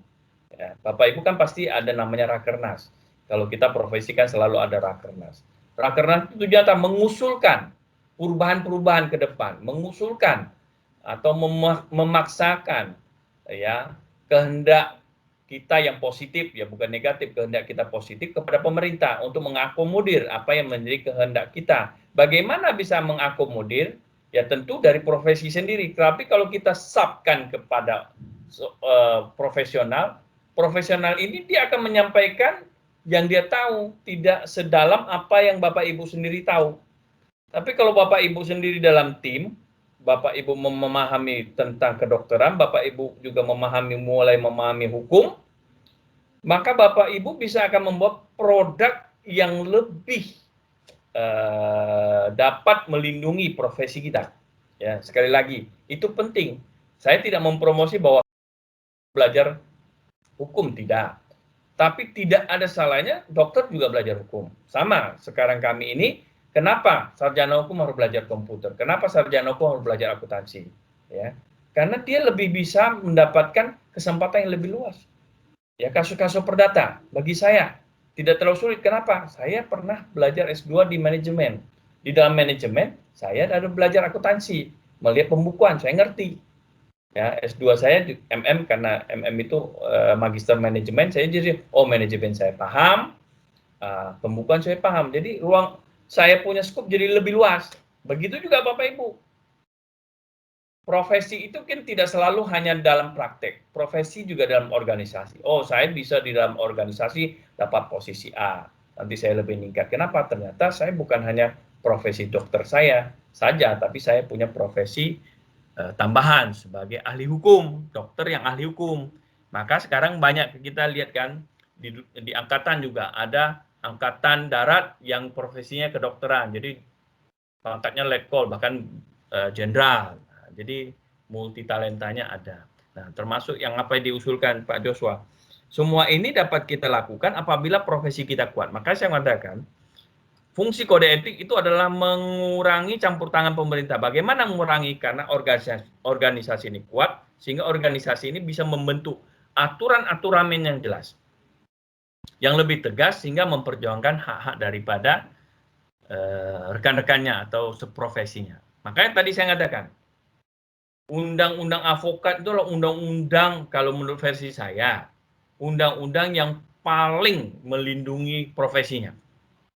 Salah satu yang tadi saya katakan, advokat tidak bisa dituntut baik perdata maupun pidana.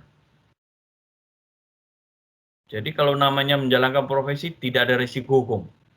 Sementara profesi yang lain, dokter dan macam-macam pasti punya risiko. Dokter, risiko malpraktek.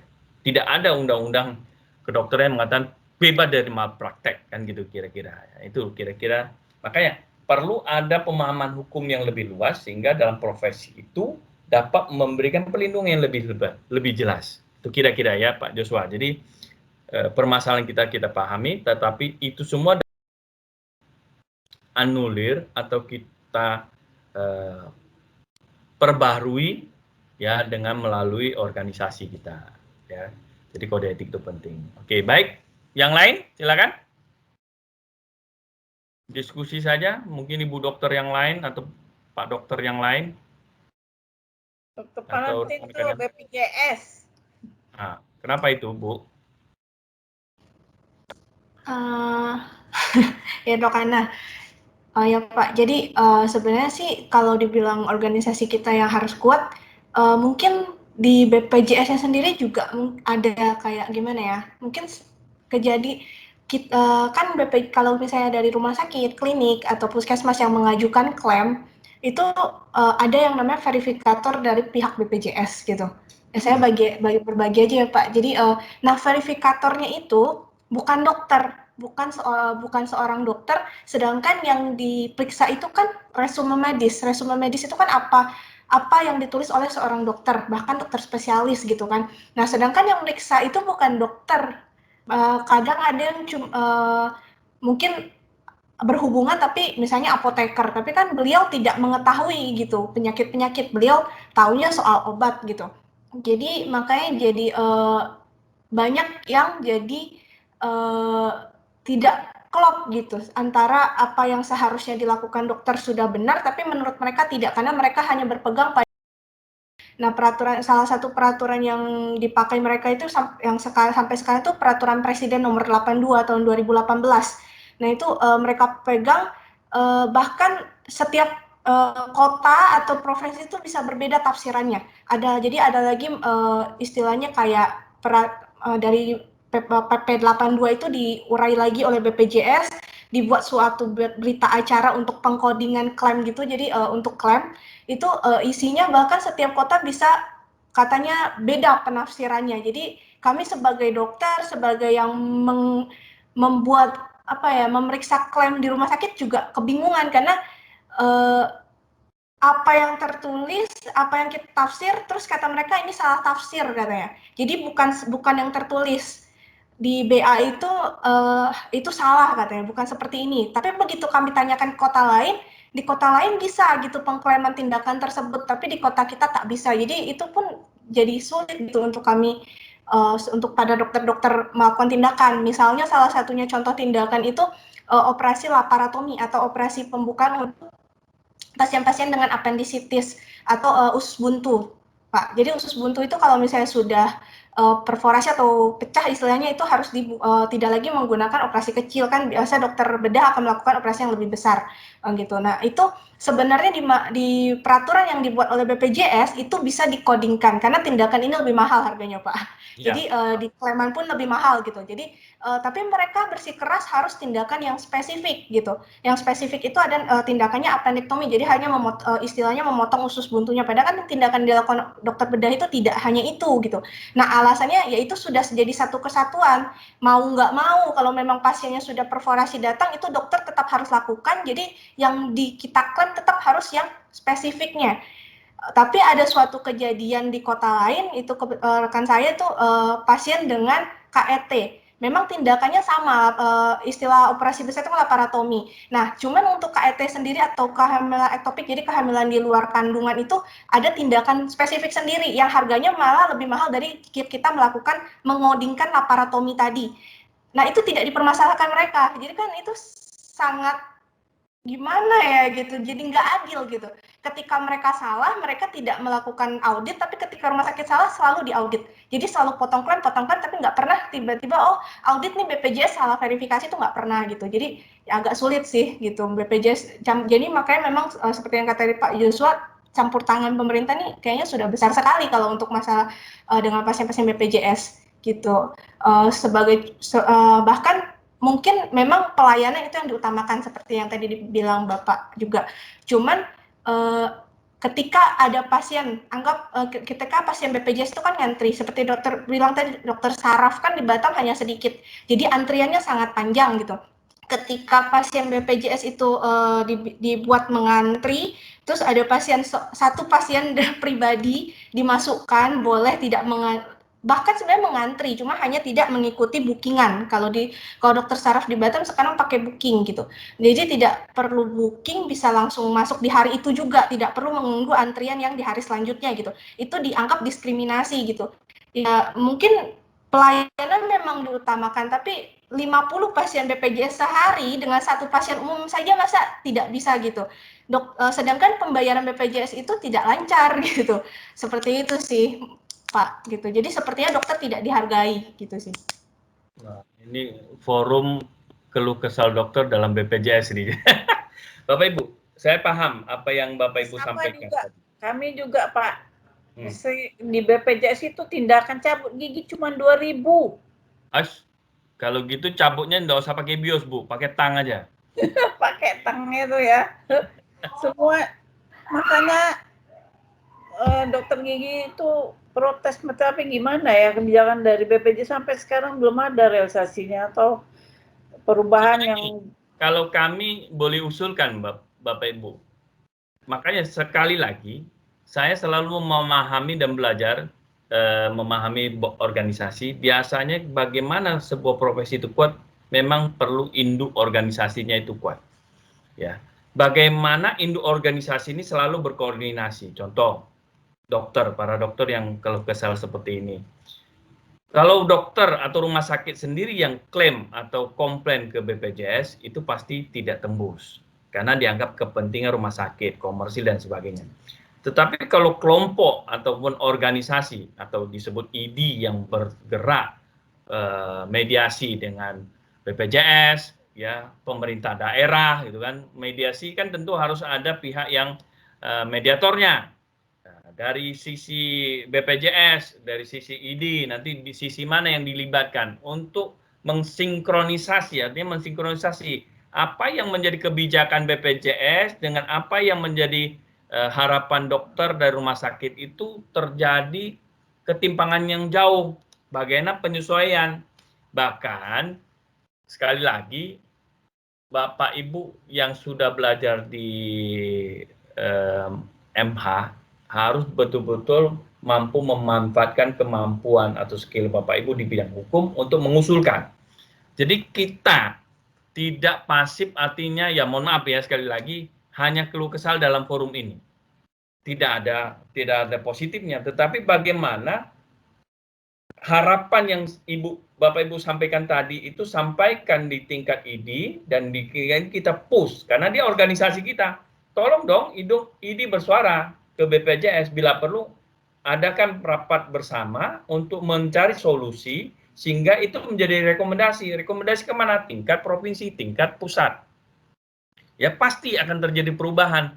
kembali tidak aktifnya kita di bagian bawah hanya ya mohon maaf cuman hanya keluh kesal saja, tidak ditindaklanjutin dengan rekomendasi, ya Indonesia selalu begitu. Kalau cuma protes kecil ya tidak akan jadi gitu kan. Akhirnya harus sampai gerakan nasional dan sebagainya.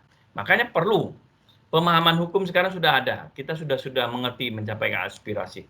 Nah, udah Pak, udah kita ya? Udah ini Pak, udah sampai ke pusat loh ini mengenai ya, tindakan yang dihargai cuma 2.000 itu, cuman ya gimana kita sudah di di profesi kita di Ikatan PDGI Indonesia sudah membuat surat dan membuat kebijakan atau supaya itu dirubah, tapi sampai sekarang di pihak itu BPJS-nya nggak ada perubahan gitu loh. Karena BPJS banyak utang Bu masalahnya. Iya. Ya memang agak sulit, tapi paling tidak, nah ini sekali lagi paling tidak kan upaya sudah jalankan, artinya sudah berusaha untuk istilahnya mencapai harapan kita, walaupun memang terus terang kalau bilang BPJS memang agak susah ya, kalau di luar negeri kan dia asuransi, jadi lebih beda ya, klaimnya lebih beda, ya harapan saya ke depan lah kita bicara, tapi paling tidak Bapak Ibu sudah memahami rule-nya, upayanya, sehingga ke depan untuk mencapai sesuatu, supaya profesinya lebih terhormat, profesinya lebih merdeka, jadi lebih ada harapan gitu ya.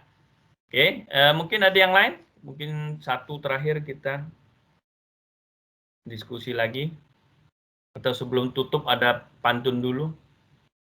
Udah lama nggak dengar pantun. Pak siapa biasa? Pak Marvin ya? Iya, Pak Marvin. Pak Marvin mau pantun atau nyanyi Pak Marvin? Biar nggak ngantuk. Pantun aja Pak.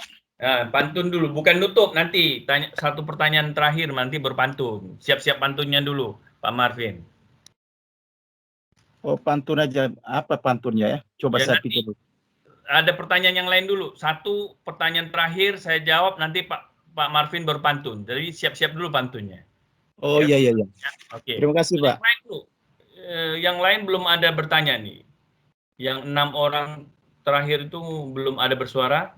Sambil berkenalan, silakan Bapak Ibu hidupkan videonya semua deh. Biar nanti di tengah jalan saya jadi kenal, jadi saling nyapa. Saya matikan slide dulu. Nah, hidupkan videonya semua dulu. Wesh.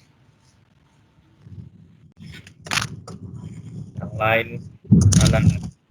Oke, ada pertanyaan Bapak Ibu terakhir. Satu pertanyaan terakhir. Ini tidak semua profesi dokter atau semua profesi dokter nih? Tidak, dokter cuma 3. Oh, yang lain enggak ya? Enggak. Oke. Ya Pak, saya mau nanya Pak. Oke. Pak Joshua, ya lanjut.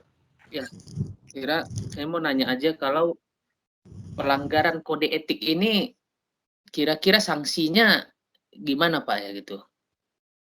Siapa yang memberikan sanksi ini gitu? Oke, jadi masing-masing organisasi dia kan ada majelis. Kalau kita di advokat, dia ada dewan kehormatan.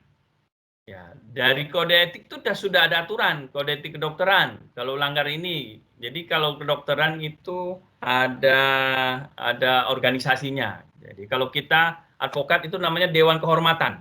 Dewan kehormatan inilah akan menyidangkan para advokat yang bersalah. Nah, di ini kan juga ada dewannya. Dewan kehormatan, saya tadi baca tuh lupa, dewan apa namanya. Dia yang akan menentukan. Jadi sebelum Bapak Ibu, ya mohon maaf, seperti masalah malpraktek. Sebelum Bapak Ibu masuk kategori malpraktek, harus disidangkan dulu dalam kode etik. Begitu disidangkan dalam kode etik, sudah memutuskan bahwa itu malpraktek, baru dilanjutkan penyidikan.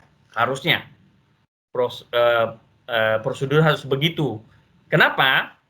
Ya sekali lagi, seperti tadi Bu Valen sampaikan, yang memeriksa saja bukan dokter, bagaimana dia bisa memutuskan sesuatu yang benar? Kalau malpraktek, yang mengklarifikasi itu malpraktek atau bukan, bukan dokter bagaimana? Nah, itu kira-kira. Jadi kalau kode etik siapa yang menentukan ya? Teman-teman dokter yang ditunjuk sebagai dewan kehormatan untuk memberikan penilaian. Ah, dokter ini memang salah. Harusnya ini tidak gitu. Contoh, tadi Bu Fahli mengatakan orang usus buntu sudah pecah. Kalau masih operasi yang dikatakan tindakan istilahnya cuma hanya operasi kecil yang membuang usus buntunya sementara sudah pecah, itu tindakan yang sebetulnya ya masuk malpraktik. Kenapa? Seorang dokter harusnya tahu usus buntu yang sudah pecah bukan tindakan kecil tapi tindakan besar. Itu contoh, ini contoh. Kalau orang awam kan tidak mengerti itu. Nah, itu kira-kira. Makanya siapa yang akan bertindak? Yaitu tim internal kita, yaitu Dewan Kehormatan kita. Itu kira-kira Pak Joshua. Atau Ya, mungkin tapi ada diskusi yang lain? Satu lagi mau nanya Pak. Ya. Tapi mungkin kemarin sudah saya ikuti juga, apakah sekarang kan sebelumnya ya langsung polisi ya, begitu ada tuntutan, polisi langsung menciduk lah gitu, menciduk dokter itu apa sekarang masih begitu ya Pak kira-kira? Jadi ini gini Pak, ini yang saya katakan organisasi harus kuat ini penting. Dulunya sering lakukan itu, tapi sekarang setahu saya ID sudah mempunyai kebijakan yang bagus. Ya, tapi saya nggak tahu ID di Batam ya.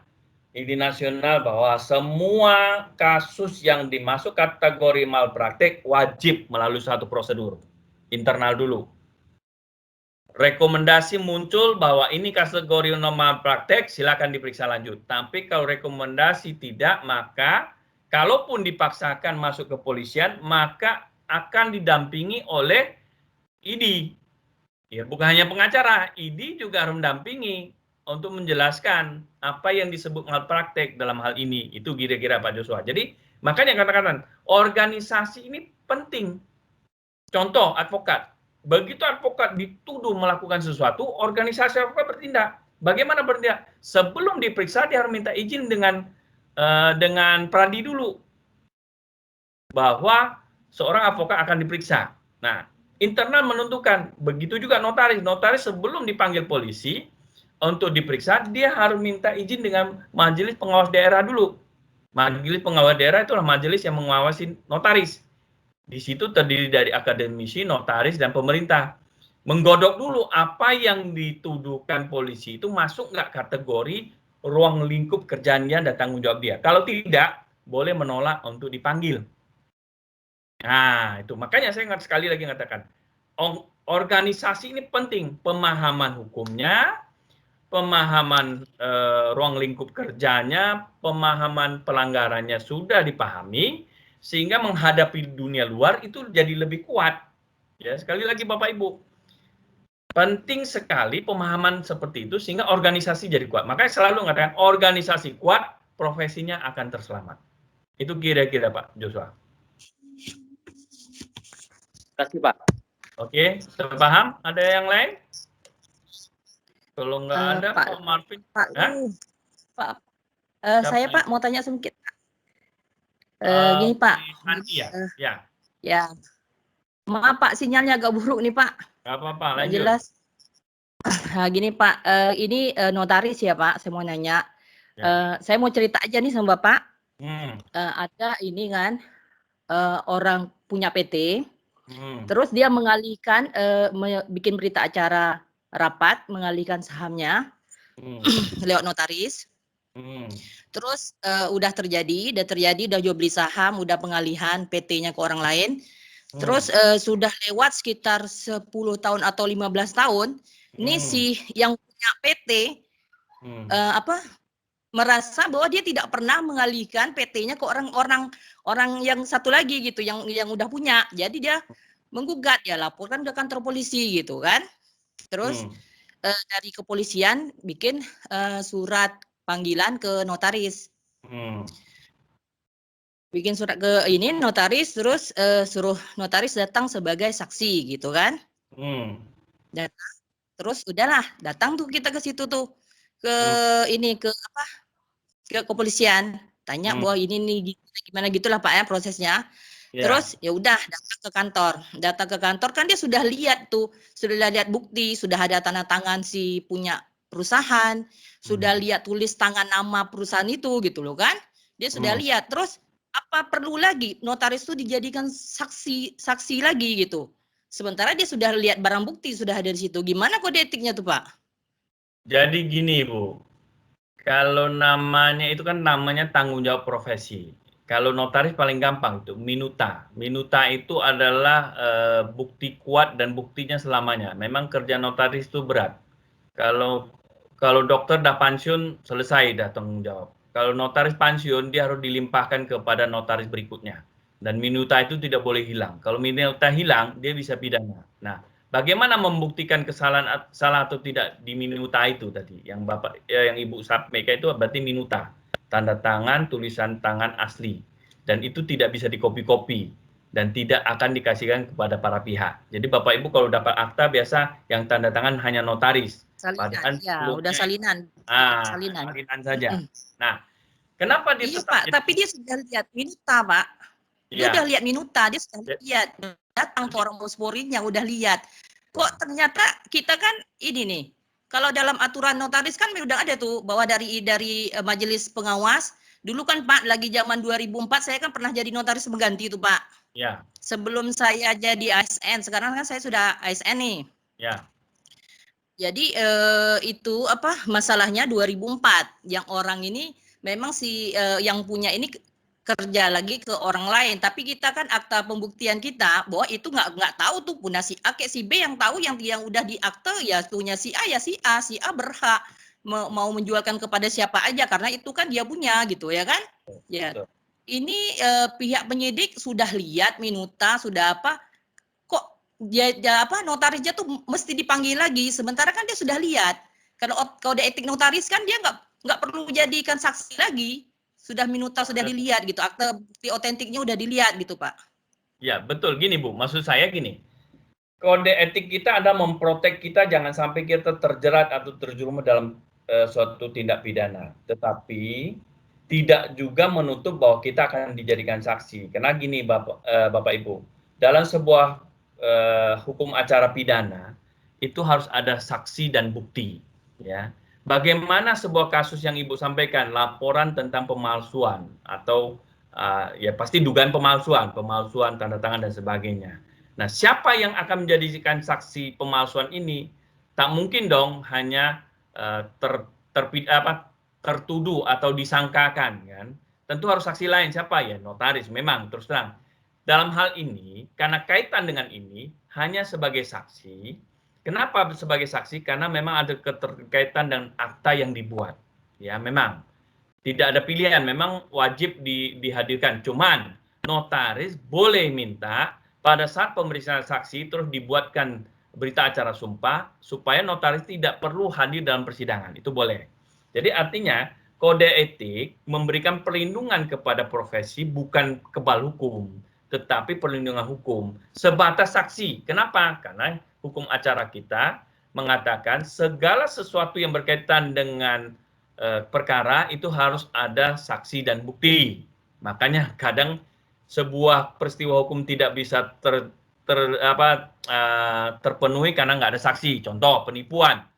Orang menipu tak mungkin ajak rame-rame cuma satu orang, maka dia susah untuk dilaporkan. Nah, dalam kasus ini memang tidak ada pilihan. Cuman Ibu sebagai notaris tidak akan terikut dalam kasus itu. Kenapa? Minuta tadi itu. Artinya proteksi dari lembaga atau organisasi kalian adalah bahwa notaris telah menjalankan sesuai profesinya karena ada minuta. Tapi kalau saat itu minuta Ibu hilang, itu yang berat. Ya, kenapa? Organisasi nggak bisa melindungi Ibu. Ya, Ibu tetap terseret ke dalam kasus itu gitu loh. Kira-kira seperti itu, ya Bu ya. Iya, tapi memang perkaranya udah selesai. Memang tidak ada bukti pemalsuan atau apa. Karena tadi dari minuta tadi Pak. Cuma kita kan repot bolak-balik gitu ya kan. Apa? Terima kasih ya Pak. Hukum acara seperti itu. Kira. Ya. Oke. Ada lagi? Kalau cukup, ini Pak Marvin sudah hidup-hidupkan terus. Mungkin dia sudah lagi hafal pantunnya. Silakan Pak Marvin, tutup dengan pantun. Baiklah, terima kasih. Mengenai pantun ini sebenarnya sudah terbiasa kita bawa dan mungkin teman-teman yang lain sudah tahu tentang pantun tersebut. Ini pantun kuat karena ini pantun adat kita Melayu gitu. Dari mana punai melayang, dari sawah turun ke kali. Dari mana kasih sayang, dari mata turun ke hati. Wih. Kalau ada sumur di ladang, boleh kita menumpang mandi. Kalau ada umur kita panjang, boleh kita berjumpa lagi. Wah, ya kita harus jumpa lagi. Masih ada 3 sesi, dua kali pertemuan lagi, Pak Marvin. Bukan satu kali ini aja.